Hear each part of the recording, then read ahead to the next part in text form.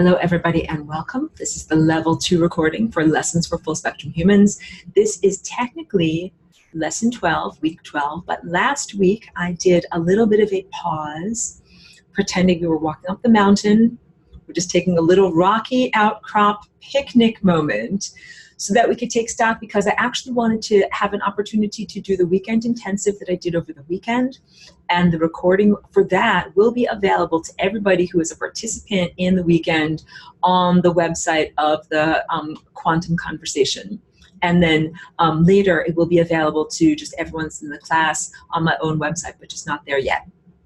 All of that in order to say, so what would have been in lesson 11, I put off for a little bit. So I just went over lesson 11 stuff for level 1, and now I want to do lesson 11 stuff for level 2, and also some of the lesson 12 stuff for level 2, because they kind of mesh together. Just wanted you to know, like, you're not losing out on anything, because I put off for a little bit from last week what I would have presented, because I wanted to make sure that the information about doing the Merkaba, that's the protective star tetrahedron envisionment around the physical body, is part of my practice for doing flying rainbow lasagna, which is just like saying, you know, stretching out your legs is part of the practice of pirouetting when you're doing a ballerina ballet.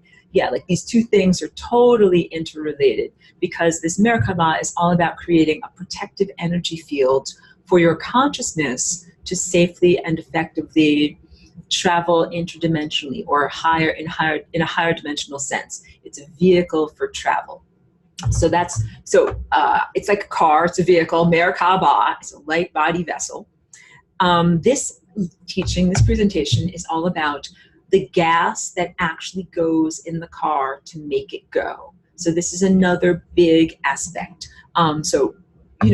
Doing the Merkaba is a visualization, so it's a challenge for some people to actually do the mental projection or to figure out how to do that. But it's also not just a question of whether you have a facility with your mind or your higher faculties, whatever you want to call it, your imagination, your capacity, like to close your eyes and see something with your mind. It's not just that. It's also whether you have the gas in your car to make it go. So that's what this presentation is going to be all about. Where do I get my gas from? Guys, I have gas. Where do I get gas from? I'm very sorry. I make very silly jokes because we have to do that sometimes. I'm getting pictures. Hold on a second. Talk all about gas. Yes, get real. Get real. Hold on a second. Let me get a picture here. Share screen. Just share screen. So let's talk about what Sungazing is, but I also want to talk about level 2 stuff, which is the idea that, hold on a second, I want to get the pen. It seems to me if I don't get the pen as soon as it comes up, then it won't let me pen. But if I get it as soon as it comes up, everything is fine. What is this whole thing, this whole apparatus here? Make a bigger thing so you can actually see. It is a refinery of consciousness. And that means there's an impulse that comes from the higher dimensional, less dense realms, and it goes in several directions, both through these interlocking,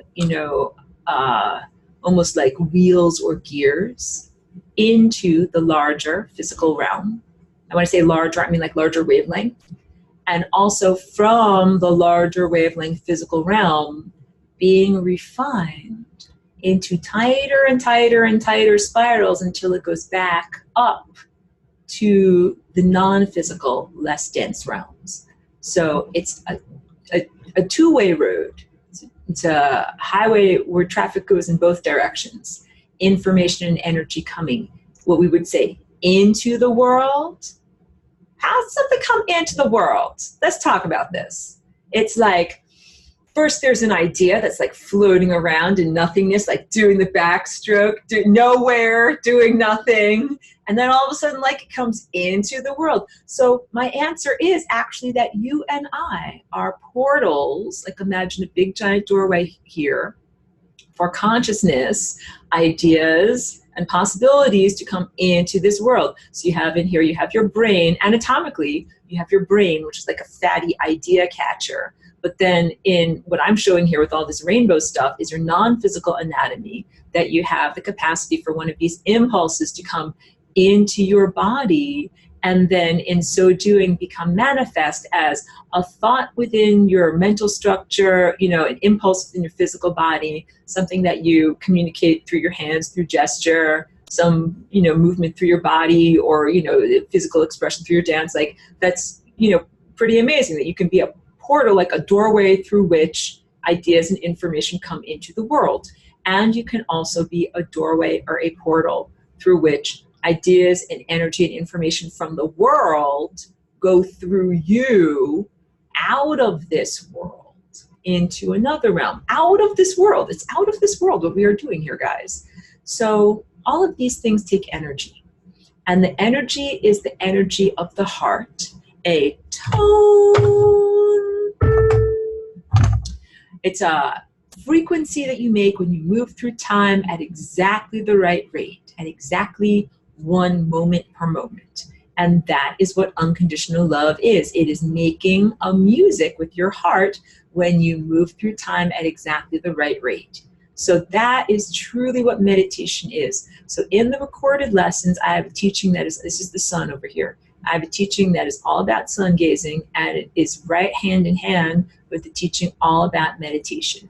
And the way that I structure my class, like I have just a very basic meditation that's recorded that just looks like a bouncing lasagna. And I tell you, like, don't verbalize your mind.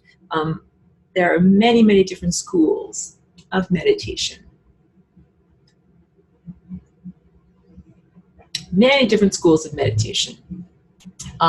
So I would say, because there are so many other adept teachers that focus on that topic, you don't have to recreate what is already available. But each one of you should find a practice that works for your particular style and your particular biology, so that you have the capacity to still your mind and be quiet inside, because that is how you keep your money. So how do you get paid, and how do you keep your money? Let me do this. You get paid by eating sunlight. Here's some sunlight that comes from the sun, comes in through your third eye, into all of your different various energy centers. And let's say these little convergence points, these little spots here, that's where energy comes in. But then that energy, of course, spirals all the way down and makes them spin. It makes them whirl and swirl. Oh my goodness, everyone. What makes your chakras whirl and swirl? Energy from the sun. And what do you want? You want your bicycle tires to be going nice and fast, because then you don't fall over. Because then you have gyro stability moving through time. I know connections are being made. This is very exciting. Eating the sun makes your chakras whirl and swirl faster. So, you can eat tons of high quality food, like eat a jar of almond butter a day and like stick of butter and everything. And that is still not going to give you as much energy, consciousness, pure consciousness energy, as what you're able to get from even just a few moments of directly connecting to the sun. So the sun gazing is absolutely essential for being able to power your higher dimensional vehicle. There's simply not enough gas available in physical matter, like if it's in your tummy down here, to refine that out as like little physical matter that you then, as little energy that you then want to do stuff with. There's like 2 dots of energy. That's how much energy you're going to get out of a whole jar of peanut butter. And like peanut butter, like, have you ever tried to eat a whole jar of peanut butter? Like, you will definitely get a tummy ache. That is not a balanced diet. So you have to eat appropriate amounts of the right food and take care of your physical body. You're going to have to supplement what you eat physically with eating from the sun non-physically. And that basically has been my journey here as Aurora. That is what I had to learn. I first came here into a physical body. I'm like, this is going to be easy, guys. I'm going to do nothing but eat pure sunlight. It was not easy. It did not work. Why did it not work? Was I wrong? Was I bad? Was I evil? Was I getting bitch slapped by the cosmos? Because I say this because I don't want any of you guys to think, oh, why do I have to go to the grocery store and buy onions and garlic and chop them and make a sauce and pasta? Why do I have to do this? And it's not because you're being punished. None of us are having to eat physical food because you're being punished. It has to do with the level of reality and level of consciousness that we as a collective are inhabiting. And as we are transforming our consciousness, we then will transform our primary source of where we get paid. But for now, like, you get paid for your physical body with physical food, and then you use non-physical body to accrete light. This is very big. This is what this is all about. Sun gazing and eating the right food is all about accreting light. What I'm doing right now is giving you a new mental program. I'm referring to my notes. Apologies if I lose my flow, if I don't seem so natural. What I'm giving you right now is like a new type of thought structure, a new type of mental program. When we first come here as little babies, you have to learn how to eat. You have to literally learn how to eat and digest food. Babies have to learn how to latch on, to suckle properly. Babies throw up and spit up a lot. Babies have to learn like how to actually swallow food down and keep it in their tummy long enough to actually make it poop it out. Babies have to focus a lot on pooping it out. I might sound like grotesque in what I'm describing here, but I think moms would understand, but I'm not a mom, but I've been a babysitter, like a professional babysitter. I know what I'm talking about here, right? It takes a long time. Babies have to actually, little tiny new humans have to learn about food, have to learn to digest, and then little tiny babies have to grow teeth, learn how to chew, learn how to eat actual food, learn how to poop out actual food. Like, this is a whole learning process that no one really validates. And there's a concomitant mental consciousness social program that goes along with that on the necessity of food. Like, you're going to have to eat this to survive here. And it's true, you do have to eat this to survive here until we make this consciousness, transformation into the next level where it no longer is necessary. And in order to do that, like because that destructures a lot of the things that are already going on in terms of agriculture and domesticated plants and animals. Because if you don't need to eat, like, you don't need giant fields of corn, and you don't need lots and lots of cows or pigs. So it changes and restructures everything, but also understand, like, you're not going to bounce back. You're not going to be like, I'm a light eater and I only eat light, but this bacon smells so good, I'm just going to eat some bacon and then go back to eating light. Like, you can't do that. So it's very much like the metamorphosis from caterpillar into a chrysalis and then into butterfly. Caterpillars eat leaves, and butterflies eat, but they don't eat like a lot of plant vegetative matter with a lot of fiber in it the way that caterpillars do. Butterflies eat nectar. And that's why mostly when butterflies come to your garden, you're like, butterflies look so beautiful because they just sip nectar out of your flowers. But caterpillars, we freaking hate in the garden because they actually eat all the juicy vegetables that we want to eat for us. We're like, get off of my, what do they eat? The little caterpillars tend to eat a lot of like lettuces and stuff like that, or they definitely grow on my cannabis flowers. They grow on all of the juicy greenery that we want to eat for ourselves because they're growing up that protein. So also, interestingly enough, if I use this analogy further, there's a relationship that the protein that caterpillars eat when they're in their chomping phase is the only protein available to the adult butterfly when it's going to nourish its eggs for reproduction. So caterpillar is a necessary phase. You and me learning to eat physical food, learning to poop in diapers, learning to, eat mushed up bananas, and eventually graduate to hamburgers and french fries and other good things like that. That is a necessary part of our caterpillar development. And then at a certain point, eating enough milkshakes, go into your chrysalis and you transform and you become a light eater. So what I feel like we are doing right now is this overlapping time where what I do is I eat milkshakes, french fries, and I also do the sun gazing practice. When I do this sun gazing practice, I do not stare at the sun with my physical eyesight. And I do this not only to protect my physical eyesight, but I don't feel like it's necessary to have any kind of a contest, ego-based contest with anyone to say, how long can you stare and how good are you based on that or anything like that. And that, yes, eventually what happens is this chakra becomes very, very strong and becomes almost like a type of faceplate, like I'm talking about like an immune system, like a force field that, I've just got dog hair here, so strong, that is so strong that you can stare at the sun without having any issue of it affecting your eyesight. But that's also like saying eventually you will eat nothing but pure sunlight. You will be able to breathe even without the presence of oxygen, because you have your own microclimate, like you won't need a parka to live at the top of Mount Everest. You will do a lot of things when you metamorphosize or after your metamorphosis. But you ain't doing that yet. So if you're going to Mount Everest, bring a parka. That's what I'm trying to say. Accept the level of development that you find yourself at, instead of saying, oh no, I can just make my microclimate fine, because no, like your limbs blacken and fall off, like you ain't ready yet. So don't try to just eat pure light if you're not ready to make that full-on metamorphosis.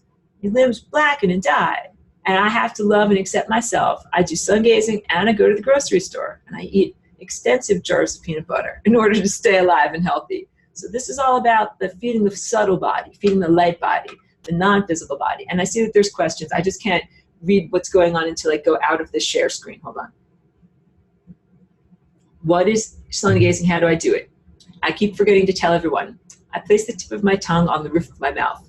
I'm usually not talking or narrating or in a verbalized state when I do this. Yes, it could be something as fast as glance, glance, glug, glug. That's kind of like drinking a protein shake on the go. And I joked about someone else about eating in the airport. I was in an airport. I do not travel in planes very much, but I was doing a math conference thing.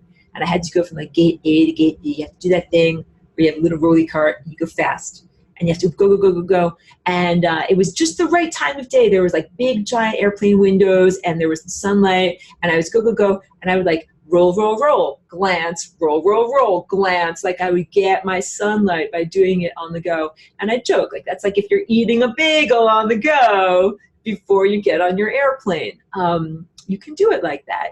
The way that I presently do my sun gazing is the sunlight comes in my window in my bedroom. And I set up my bed, of course, intentionally so that when I wake up, open my eyes in the morning, my head is at the right angle to be able to look out the window. Sorry, there was just a clang from some construction outside. Look out the window and see the sun, and the sun is coming up filtered through trees, which is perfect. So at the end of the day, the sun comes up, and at the beginning of the day and end of the day, the sun is filtered through many layers of atmosphere and often through trees. It's at this angle like this. All of that makes it less direct and bright.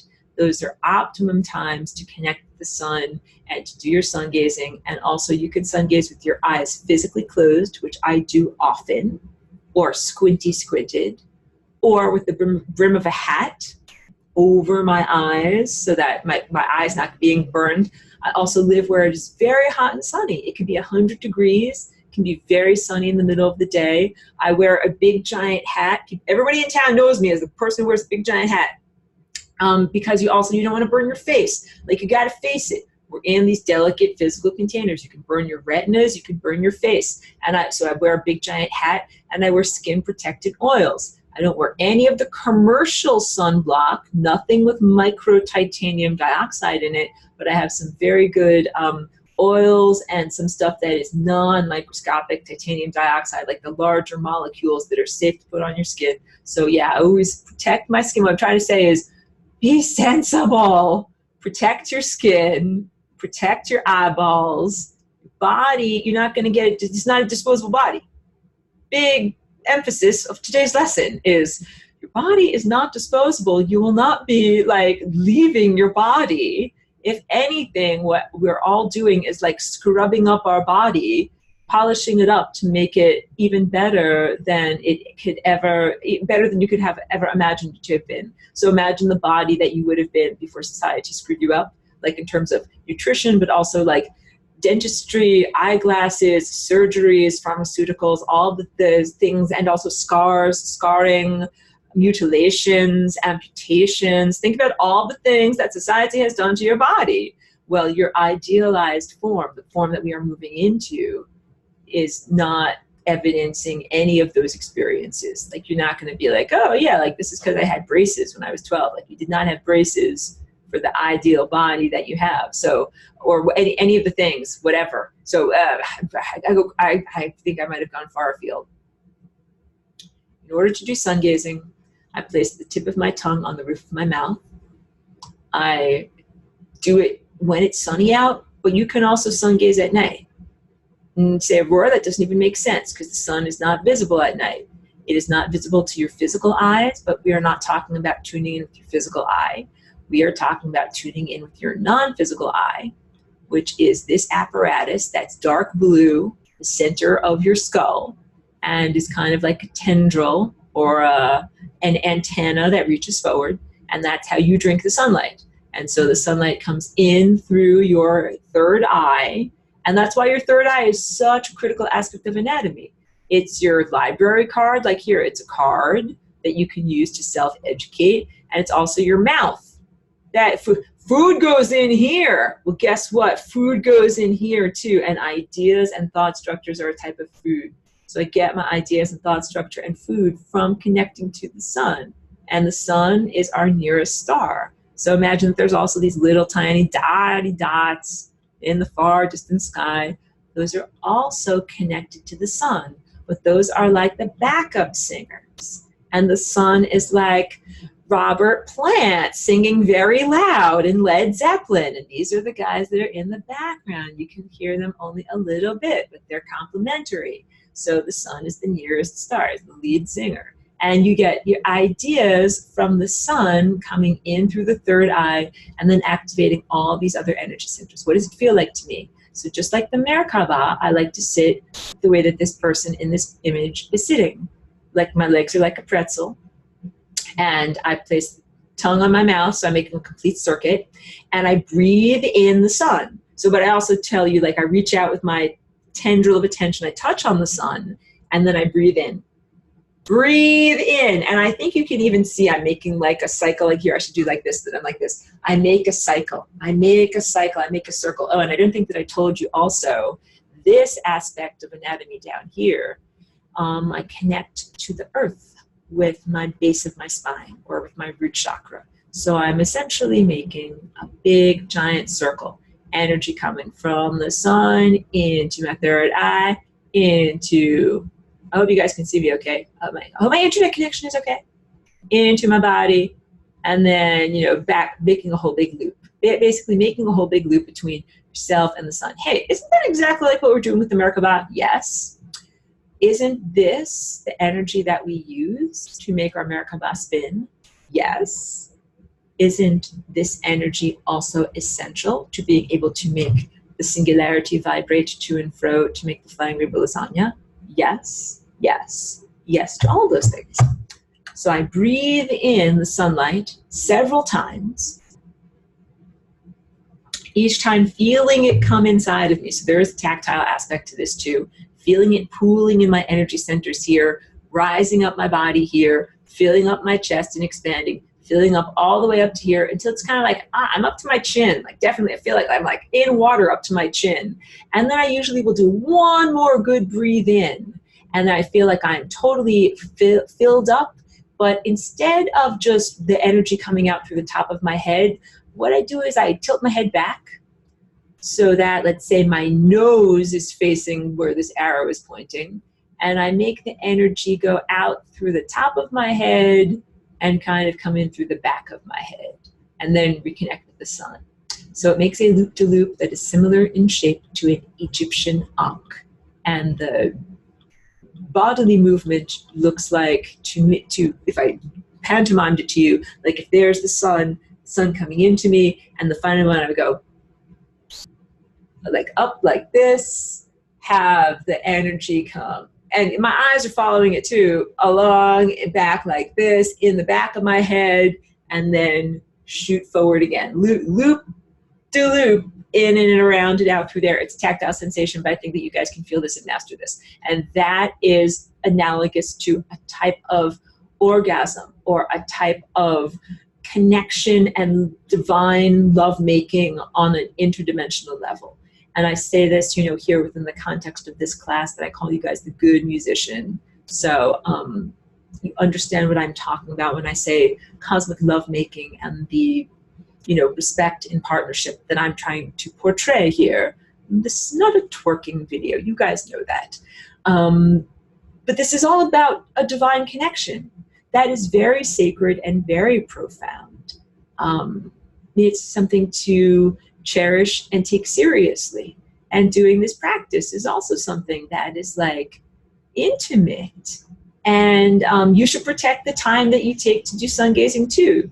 You know, it should be like, the phone is ringing right in the middle when you're doing sun gazing, like, let it go to your voicemail. Like, finish your practice. Like, imagine you were kissing your boyfriend and your phone rang, be like, oh, sorry, honey, I have to stop kissing you. I have to go take this phone call. Like, you would feel kind of mad about that. Well, how would the sun feel? Like, this is kind of like, just like focus on this for just a little bit. But I want you to also understand, like, the sun is a very loving, benevolent parent. There's no obligation to do this. You don't have to do it like clockwork every day. You do it according to your appetite. So, okay, go back to me. You sun gaze according to your appetite. I have very high sun gazing needs. Thank you, Jackie, for being here. I understand. Let me go back to do I recommend? Okay, wait. Ines is asking questions. Oh, wait. There's so much to read here.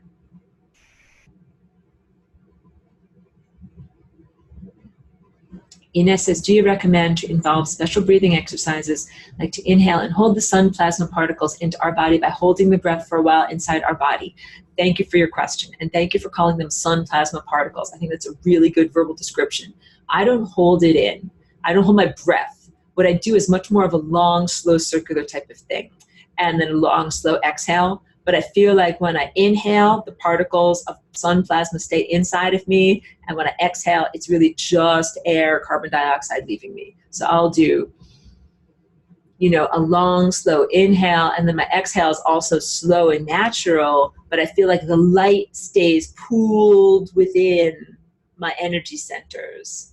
And I also very much feel like posture is very big on this. I haven't emphasized that, but I think I have said previously, sunbathing is lovely. Believe me, I love to sunbathe. Put on a bikini, I'm like relaxing in the sun. I love to do that, but this is very, very different. The posture when you are sun gazing is erect and active and engaged. So it's not a relaxed posture at all. It's not a slouch. And although I do sun gazing, like when I'm like lying down in bed, like I told you when the sun first comes up, I feel like I arrange myself so that I'm kind of like, so that my spine is straight. That's what I'm trying to say in terms of posture. Your spine should be straight. You should be, as erect as you possibly can be. And that could include like if you are laying out prone.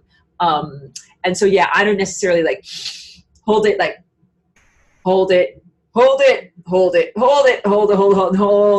don't necessarily do that, but I do a long, slow inhale, a long, slow exhale, and I feel like the light stays inside of me. It's a really, really good question.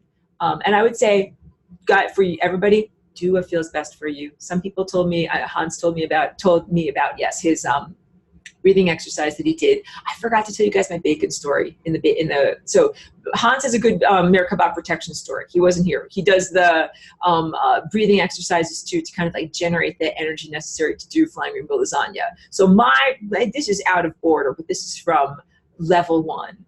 So my Merkaba protection story is I do my Merkaba normally every day as just my little practice. And I used to live in a different house across town, and I do regularly make bacon and eggs for breakfast. And I was making bacon and eggs over at that old shared house across town, and I was pouring off the grease like into a peanut butter jar to, kind of like clean up or whatever afterwards. And I didn't know that the jar had a crack in it, that it was compromised. And so I poured off the grease, and then I went to move it from where it was. And like the whole thing came apart. Like the glass just kind of like, went everywhere. The hot bacon grease went everywhere too. Everywhere except onto me. Not onto my clothing, not onto my front, not onto my face. And this was all like very hot liquid bacon grease that definitely would have been burning and uncomfortable.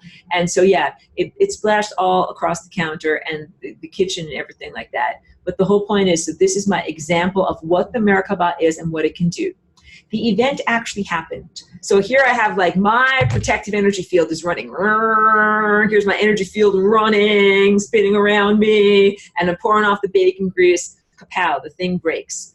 The bad thing happened, but I've got my protective energy field on. Imagine you're like pouring some nuclear waste or whatever, but you've got like a big giant protective gear on top of you. So what happened was the best of all possible possibilities. The bacon grease went everywhere else around the kitchen, but did not splatter on and burn me.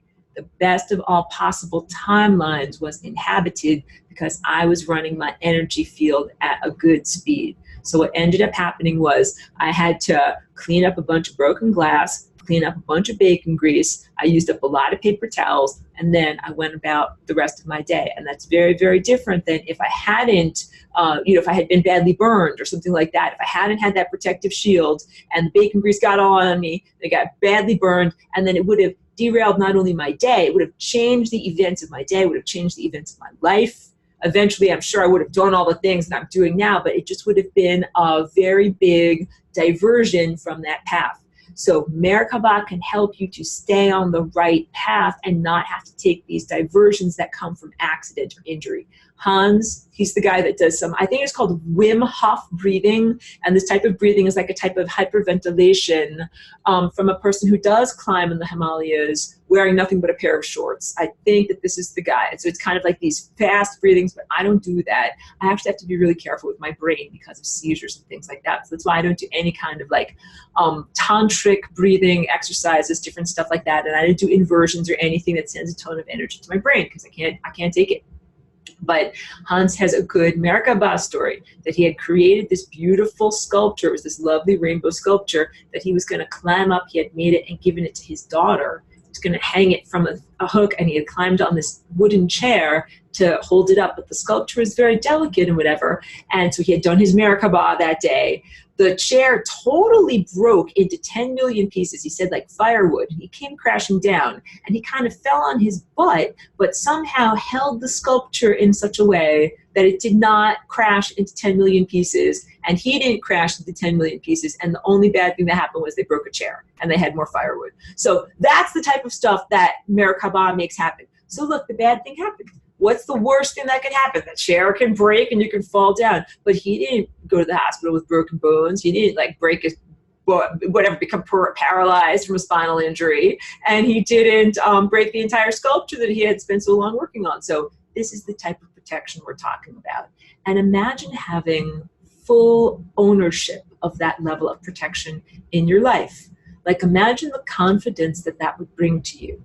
To know that even if an enemy shot an arrow at you, the arrow would bounce against a stone or bounce against a passing sparrow or bounce against a something, and then it would actually go into your enemy's eye, and you would be totally fine as you ride by, and then, like whatever, a cherry would fall in your mouth instead. Like these are the things that will happen to you if you have complete authorship of your existence in life. So as we become virtuosos, this is the type of level of experience you can have. So I just used a kind of ridiculous or hyperbolic, example. But imagine being like that. That you will have comfortable, magical, fun experiences no matter where you go or what you do, because you are creating them with your energy field. And that even if someone comes along to try to throw some crapola at you, or if there is an accident or something unintended, that the unintended doesn't totally turn into a tragedy, that it's a minor inconvenience, and then you continue on life's adventure. And this is also just to give you I'm trying to get you in the mood for kind of like what it's like when you can do flying rainbow lasagna. Life becomes a fun adventure. So my dog is a rescue. She's still in her dog bed. She's still sleeping. When she first came to me, she was very reactive and afraid of the world. And I think that she had a viewpoint of the world as being a scary, dangerous place. And it probably was, according to her, the first chapter of her life, like where she lived and the way that she was treated and the people that she lived with. But in living with me, she started a new chapter. And I kept on trying to tell her that in this world, life's a fun adventure. She's living with me. She's walking around with me. Life is a fun adventure. And that is how we can approach each day. And if you're doing the Merkaba and you're protecting yourself effectively, then you can also approach life in that way and start to say, instead of being like I'm a victim of reality and life sucks and like this bagel is stale, you could be like, no, like we can walk through, each moment having, feeling like it's an adventure and feeling like safe and protected. This is this whole thing that I'm trying to get everyone to understand. Like instead of looking to some external thing to feel safe and protected, like the envisionment or imagining of a group of angels or angel guides, angel protectors, guardian angels, instead of looking at some external thing like that it is, you definitely get to have nourishment and protection, but it's just this sense of not having to have a barrier or anyone, and no personified individual that comes between you and the divine. that there's no personified individual. So a force field is different than a person. And a force field also should not have its own ideas or agenda or, whatever, be like capricious, be like, I don't want to do that. I don't feel like it. The force field should be like the ultimate extension of you. It should be like, yes, I respond to you, not like I have my own willpower and I ain't going to do what you want me to do. And I think that there's a lot of Bible stuff about angels that are kind of like looking down on humans, and that's kind of like the supplication thing. Eleanor says, do you do the loop back to the sun every breath or at the end of the session? At the end of the session. I do the loop back to the sun as like the culminative moment. So it's like breathing in, and that's gaining some energy. And even if you just gain some energy, that's good. But if you breathe in enough energy to do the loop, that's like you get super, super rocket ship power. So it is very analogous to orgasm. Pedro says, Merkaba, to the light we sun gaze. And I love that. I'm going to do a little bit of a translation.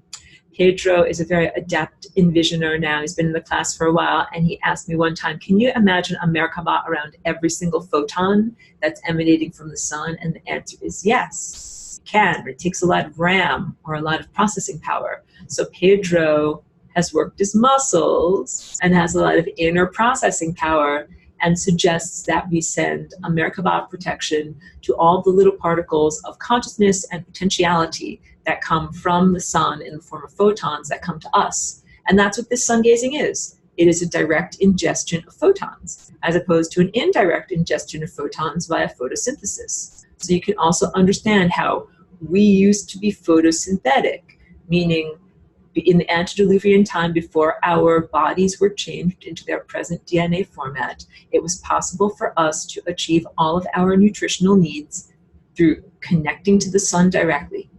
You did not have to use your delicate mouth crystals to mash up potatoes and put them into the cauldron of your belly and then ferment them with microbes and then poop them out your behind.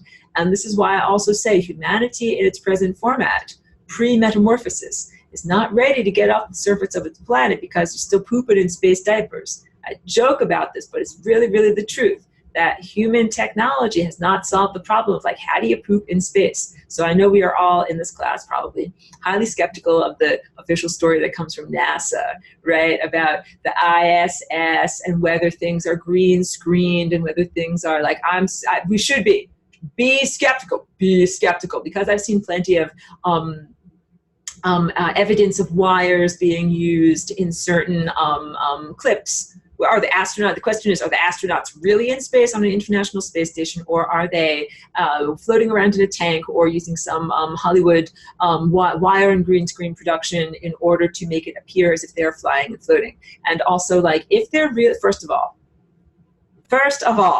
my entire posture has just changed. Rant incoming, yellow caution flags, rant incoming. First of all, if you are in space in zero gravity, your hair would not stick straight up and be stiff like, eraser head. Your hair would be floating and flying as if you're in some fluid type of like you're in the water or something like that. So you look at some of these videos from NASA, calm my hair. Look at some of these videos from NASA that show some of these female astronauts, and it looks to me just like either they are upside down or like they just used a lot of hairspray and a hairdryer to just make their hair spray straight up, that there's no fluid motion, which you would actually see in space. But of course, we don't know that because we're just land lubbers. We don't go in space. So another one is when they do their flips, like the astronauts would be like wearing, little t-shirts and little footy pajamas with no shoes in their little video, pretending that they're on the space station talking, and then they'll do a little flip at the end of their talk. But the flip is where they're always oriented perfectly like this, then they do their little flip. They are never slightly at an angle like this, or slightly at an angle, and then slightly at an angle like this. There's never a natural movement like that, and that's because they're in a harness doing a flip in a wire, similar to what is done in Hollywood action movies. So all of that rant aside about zero gravity hairstyles, oh my goodness, I went very, very, very far, and about how much I don't believe in NASA. according to the original definition of going into space and having a clank clank metal tin can and putting on a clank clank like space skin, and you're going to have oxygen inside of your space skin. This is ostensibly how space travel is being done by humans right now. There's still, even with all that supposed technology that's being applied, the problem of pooping in space and the space diaper. So what they say they do in the ISS is that they have like a vacuum cleaner attachment that they attach to your butt. I am totally serious. I am not even kidding you guys. So first of all, if they have to do an EVA, they wear a space diaper. This is the most advanced civilization that is on the planet right now, and you're wearing a space diaper. And when they're inside of the space station, the official story is they have this little commode that they sit upon or rest upon or attach to their behind upon, that throne, but it's got like suction. Because look, so now I am simply skeptical about the veracity of whether humans are actually living in space for extensive amounts of times, just based on the sense of like gravity is necessary for a lot of bowel movements and healthy peristalsis to happen, and that a lot of digestion actually doesn't happen if the human body does not experience gravity. So the idea that I just really have questions about whether anybody could effectively survive like a year or more with space constipation, because you're not actually effectively able to digest and move your food. All of that was very, very difficult to say. Thank you for allowing me to say it. I think that this has been one of the more ridiculous presentations that I've ever done, talking about space diapers and space poop vacuums. In the vacuum of space, we will now make a joke.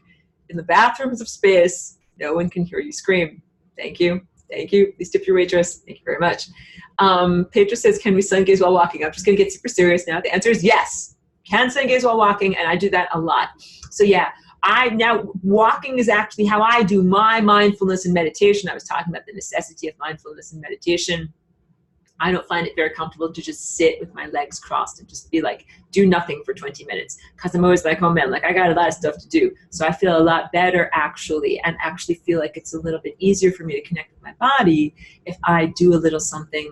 And so for me, what I used to do is like if I went to a gym, because it's a little challenging for me sometimes to coordinate my right and left leg. But if I do one of those, elliptical things, you can just kind of like, or be on a stationary bike, just be, riding on a stationary bike. And that's very different than riding a bike in traffic where you have to be aware of your surroundings. So yeah, where I used to walk, it was a little bike path. Oh, hi, I see a little sweet person's having a nap over there.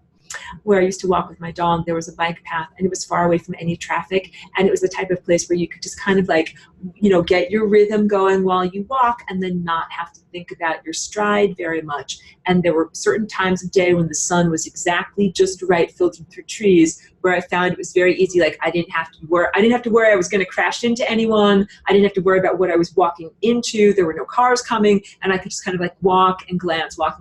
You know what I will caution you against? Sun gazing while driving. Super caution on that, because you want to do it, but at the other hand of it, like you really have to focus on traffic and you really have to focus on your surroundings and make sure that you don't get so much glare in your physical eyes that you can't see the rest of what's going on. So yeah, really yellow caution flags on that. Oh yeah, Ines is asking, did I understand perfectly that the stem of the Ankh is directed back to the cosmos sun at the end? Yeah, I should draw it instead of describing it. Go on a draw here.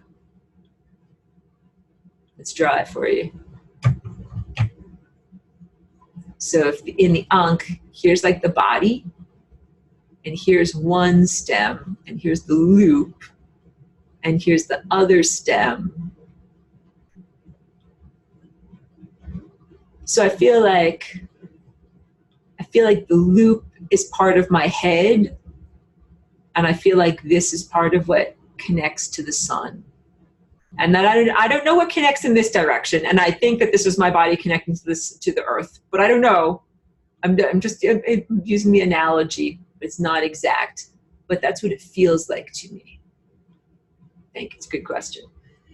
David's very wonderful. He said NASA, NASA equals not a space agency. And I think that your skepticism is well placed, because I think that there are a lot of black budgets and a lot of lack of acknowledgement of what is actually going on. Skepticism well placed. Ines also says, when we set up the Merkaba in the morning, do we have to renew during the day visualization of the spinning, or will it last longer once set up? Wonderful question. The answer is you can do a generalized Merkaba for the entire day, and that's fine.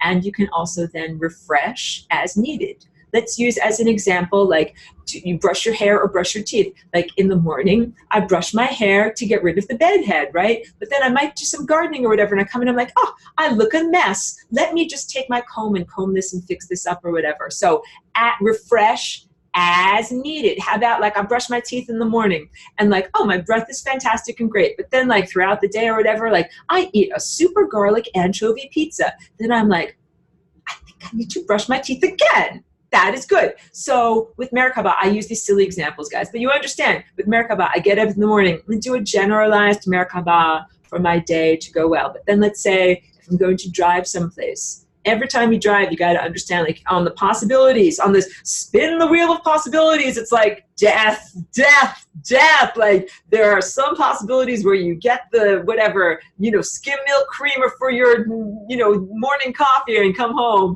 But then I'm joking about skim milk creamer, whatever, where you get your latte, you get your vital essentials, and then you come home. And so many possibilities on the wheel of time where you are horribly crushed by a Mack truck or whatever. Your transmission falls out the bottom, your engine explodes, cosmic dust gets in your eyes. All these things can happen on the way to the supermarket. So yeah, anytime before I'm going to do a specific dangerous task, Merkaba. How about, I didn't use this example for you yet. I had to transplant in my garden a plant that had already been growing in a rather large tub into an even larger tub. And it's really hard to do because it's this big, heavy thing that you have to kind of like turn upside down or turn on its side. And I didn't want to crush the top, and I didn't want to ruin the root structure. So what I did was I put the plant over here like this, and I put my chair over here like this, and I sat in meditation, and I put a Merkaba around the whole thing. Because what I had been doing was imagining. Gotta get better posture here.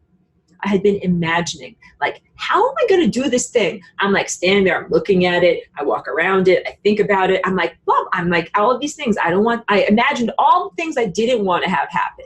And then what I did was I sat down and I put a Merkaba structurally around that plant.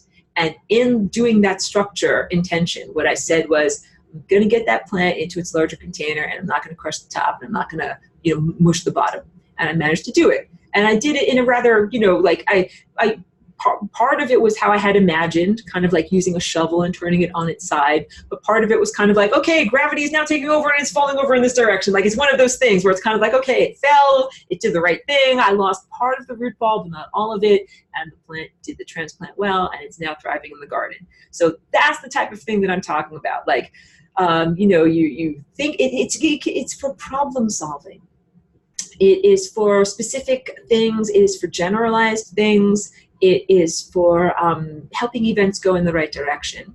So I told you Merkaba when my dog meets another dog, made this meeting go well. I do Merkaba when I meet another person. And I used to be very hesitant to do this because I didn't want it to think like I was casting any spells on anyone. Like, all the interactions that I have with people, I really want to reassure you, are natural and not manipulated in any way. And that's really, really important in forming bonds of trust. Like, I take seriously the bonds of trust that I form with you, humanity, as individuals and as a collective, just like I do with my dog. Like, I would never turn super evil and be like, wow, now I'm going to beat my dog. Like, that would be psychologically devastating. And likewise, like, I've gone through, extensive things to demonstrate to you guys that I'm not evil. Like, you're not going to all of a sudden find out, like, then we found out Aurora was evil and now she's still like she's going to eat us and she's a monster. Like, no, that is not what's going to happen, because I understand you're coming from monsters and you're dealing with monsters. So just like my dog came from a horrible situation, and I have to constantly reassure her, like, everything is okay. Life's a fun adventure. Same thing with humanity. Like, you're dealing with monsters. So I have to reassure you, like, I'm not a monster, and demonstrate my values. So yeah, a big part of that is,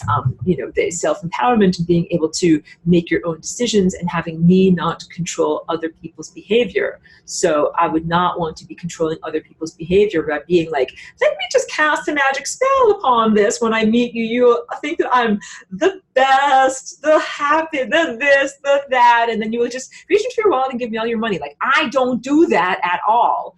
In fact, I don't do any kind of stuff like that when it comes to selling my stuff, getting people to sign up for my class. I'm very cut and dried. I present these as options. This is a thing that is on my website that you can buy. Take it or leave it. I ain't going to twist your arm. Now I think you guys understand why.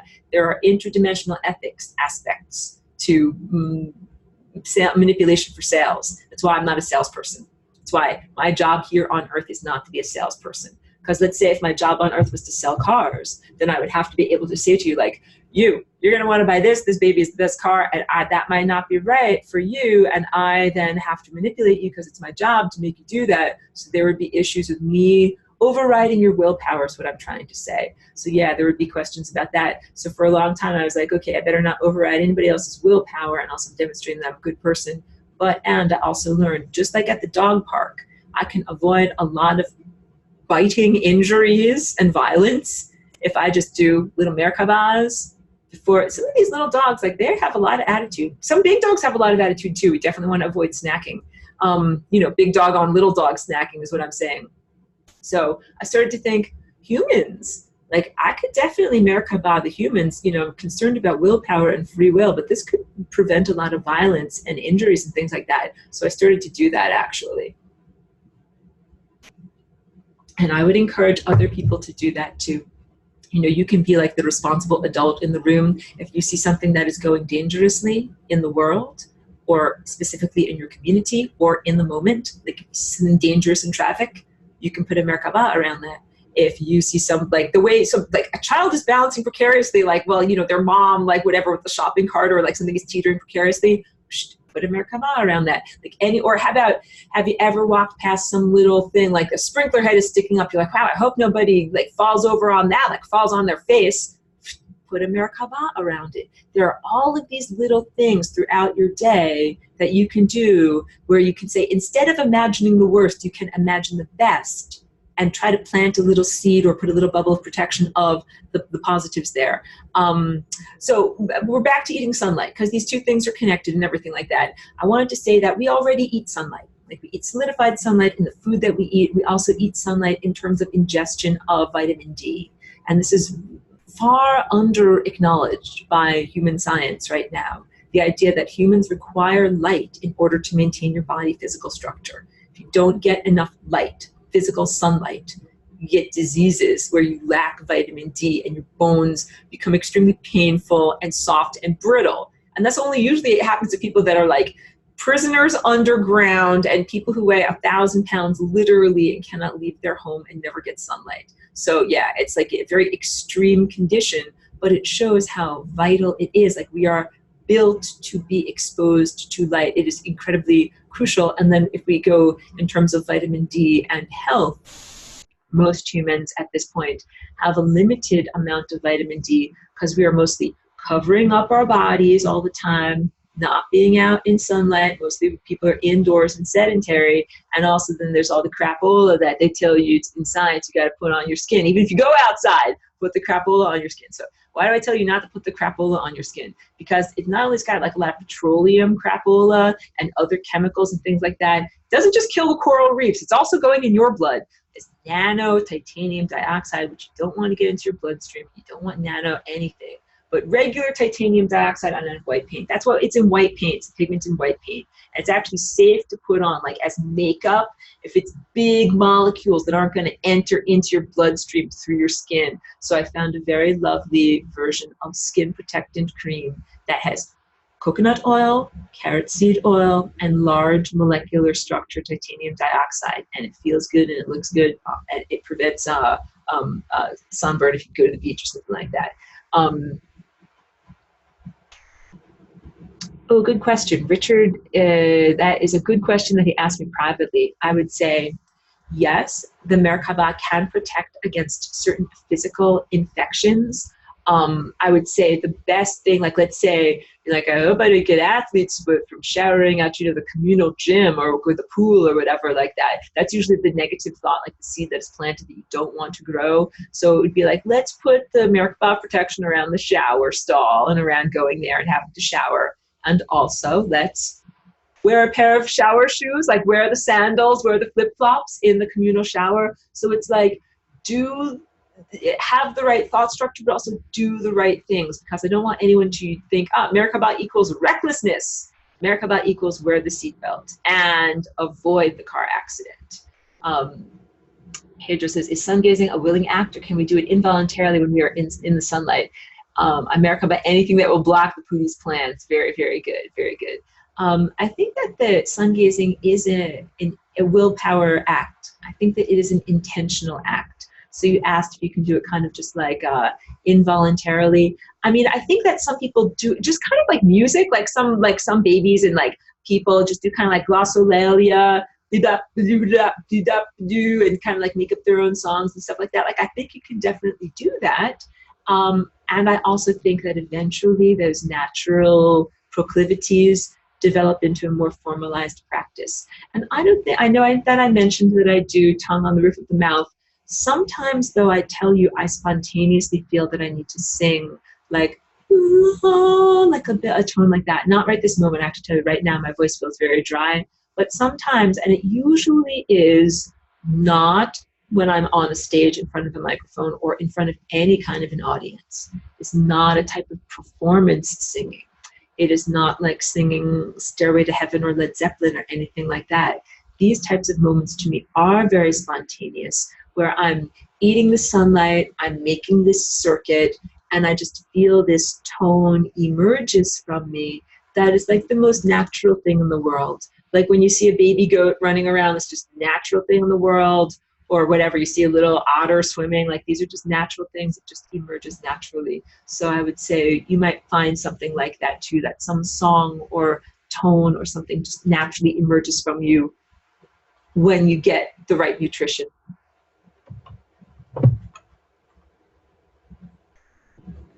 Oh, very interesting.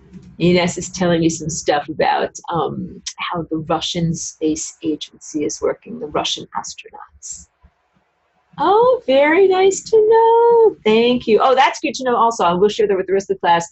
Ines says titanium dioxide blocks cell metabolism by its own information frequency, not chemically. That is really, really interesting. So yeah, thank you for that website, Ines. Thank you very much. Let me just hold on a moment. Let me make sure, what am I doing over here to make sure that I've got all of my stuff for level 2. So I know that I just did Merkaba, sun gazing, but some of the lesson 12 stuff for level 2 is about this entire superstructure that we're part of, time. Like when I show this, this picture over here. Here, we'll just go back to screen share. What I show over here, this superstructure, as being a refinery of consciousness, and that signals can be broadcast back to the sun. So this is also a big part of it. You're eating energy from the sun, but you're also sending signals back to the sun. It's a bi-directional highway. It's not a unidirectional highway. And I think that's really big and important to understand. Just like people think like, oh, you get everything from your mama, like you take a lot of energy from your mama. No, babies actually also give a lot of energy to their mama. When babies are developing in the womb, there are stem cells that go into the mother's cells that actually help to repair damage and to nourish the mom so that it can successfully complete the pregnancy. And when the baby breastfeeds, some of the baby's saliva goes into the mom so that the mom's breasts can kind of custom fine-tune the nutrition and protection that comes out and stuff. There's like definite, and there's all sorts of ways also in which love and energy and care returns from the child to the parent. So I'm trying to say this because I think that there's a lot of earthly familial relationships that are out of balance. So if I say the sun is our parent and we're a child, then you might think, oh yeah, like it's right for like the older generation feeds the younger generation, and then on and on and on. And you never think like you got to care your parents, but like this is how it kind of is. So, but I mean, not to cast aspersions. Wait, go back to my face. Not to cast aspersions. I'm not saying you don't take care of your parents, but there is a sense in this world where there's parental responsibility to the child, to the offspring, for the first 18 years until adulthood. Then you're an adult, and they are not responsible for you, and you are not responsible for them. This is the structure of society as it presently stands. And so someone might take that cultural paradigm and put it as a template onto the sun and say, okay, you're the parent, you offsprung me, I'm here doing my own thing, and I don't owe you nothing, you go, live in a retirement village or something like that. Like, that's not what's going on. We're supposed to still be intimately connected to the sun, even while we're here in the physical. And not that we owe the sun and the stars, but it's more like what we receive from them, we give back to them. It's part of a big giant cycle of consciousness. And if we don't do that, it like breaks this cycle, it weakens the entire time structure. And it also makes kind of like a blind spot or a deaf spot, a spot of imperception, of ignorance of what is actually happening in the time field, because we're supposed to send messages back. That's how you feed your parent. So it's not some laborious, arduous thing where it's like, oh, I must feed my parent. Like, you have to give them a kidney. Wait, let me drink.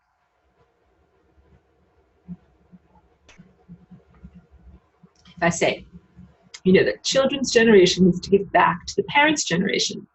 It's not something like, it's like, oh my God, they own you, or you have to be a lawyer, or you have to marry someone you don't love. Like, not that type of fealty. That's the type of stuff when I say that within this cultural paradigm of this world, that people might think like, oh, it's like, this doesn't sound very good. Like, parental fealty doesn't sound very, very fantastic at all. No, but I'm talking about a different type of thing. First of all, imagine a totally loving parent that really, really wants you to grow to your full potential and helps you to be super successful. Like, I don't know, you might see some success story of someone who became, whatever, an athlete, professional athlete, and like, their parents really believed in them and got them all the private lessons and all the things that they needed in terms of their development, and gave them all the opportunities that they needed so that they could grow up big and strong and one day be the person that they are today. And of course, not everybody has that type of ideal upbringing, and many of us create ourselves in adulthood. So that, like, I don't think that's the only way to be. But all of that culturally influences our sense of what is the sun as a parent. So think of it instead, like the sun as a parent, we're an offshoot that still is connected, that our success is the success of the sun and the stars by association. It's kind of like a family, not a negative family, because I know the mafia is called the family, but just think about that in the sense that even like a crime family takes care of its own. You got it? Like, has a sense of inner self-responsibility to the system. So this is consciousness having inner sense of self-responsibility and taking care of itself. That's what family is. Family is supposed to nourish and protect one another.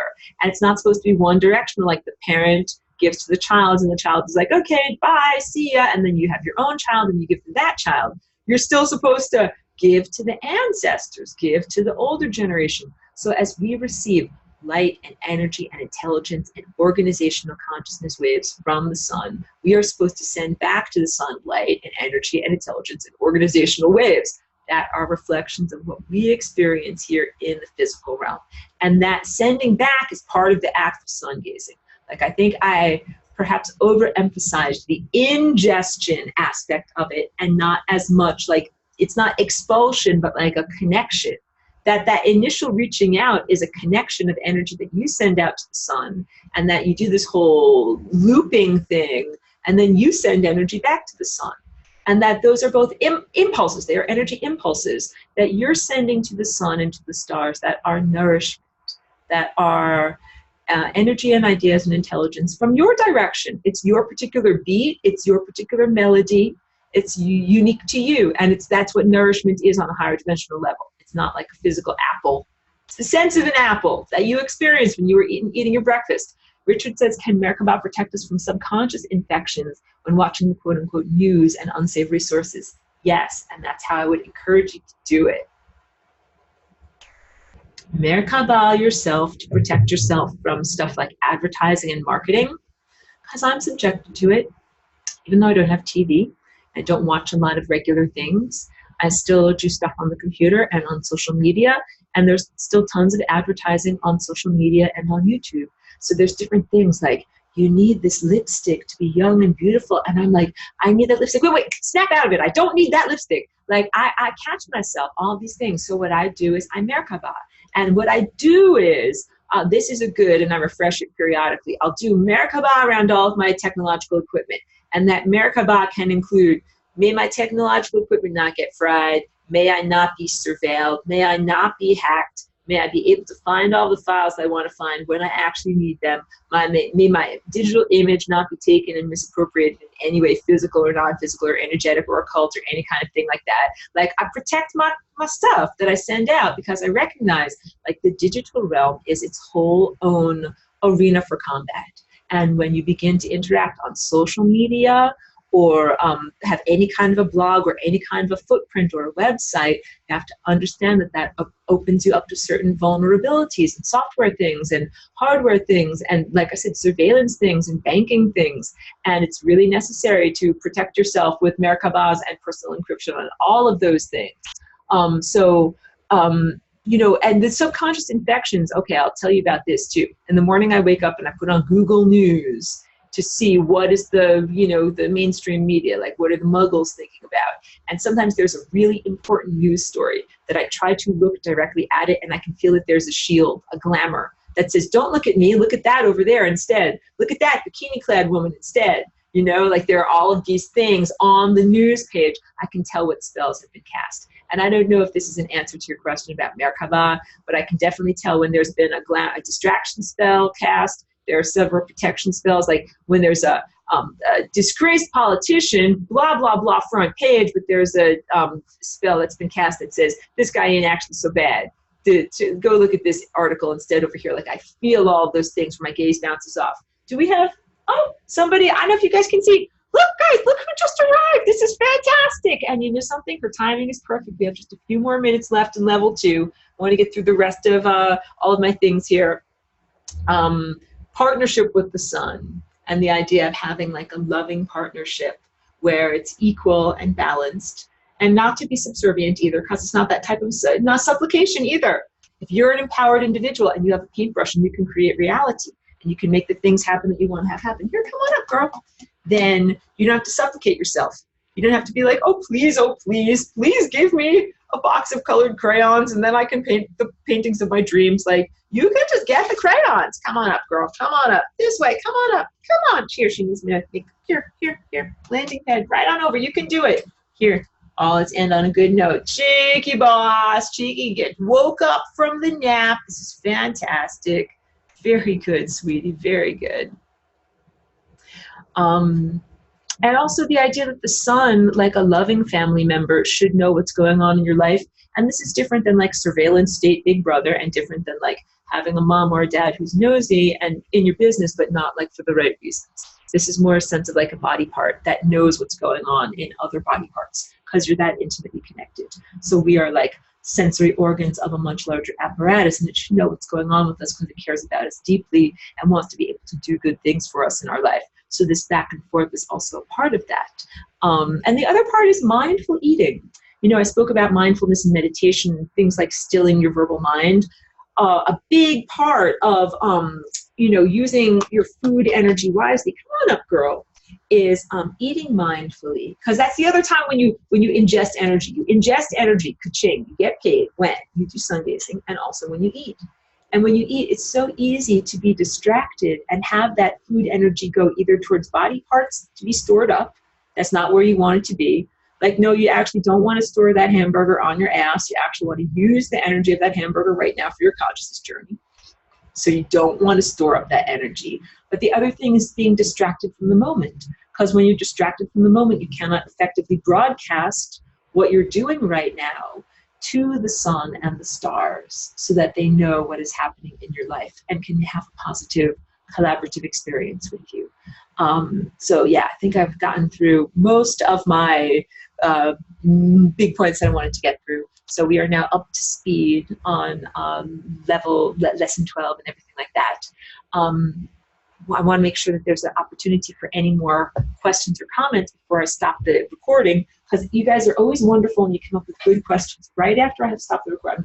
Precariously balancing, touching my dog at the same time. Hold on a second. Good, we're done. No more precarious. Here, up. Someone needs a walk. Someone completely needs a walk. If there are no more questions, I will stop the recording for right now. I think I'm going to stop the recording. But I want to make sure that I attend the class as much as I need to. Oh, and then Ines asks if I also do a connection at the end of the day. Yeah, I do a connection at the end of the day too. That one is what I in the morning, sometimes I do sleep late, or sometimes I'm just not feeling it or whatever. Sometimes I sleep through it. I have to admit, I'm not totally consistent. That is fine. But at the end of the day, it's because it's almost always at a time when the sun is coming right in through that window and I'm working right here. It's usually so easy and so convenient and so unforgettable for me to do it that, yeah, at the end of the day, I very consistently do the connection as well. It's like eating several times a day. Pedro says there are questions and comments that are not suitable to be in the recorded class. Okay, cool. Well, then I'm just going to end the recording for right now. I'm so happy that the boss came to say hello. Boss is right here and clearly needs love, hugs, and possibly a walk and food. Thank you so much.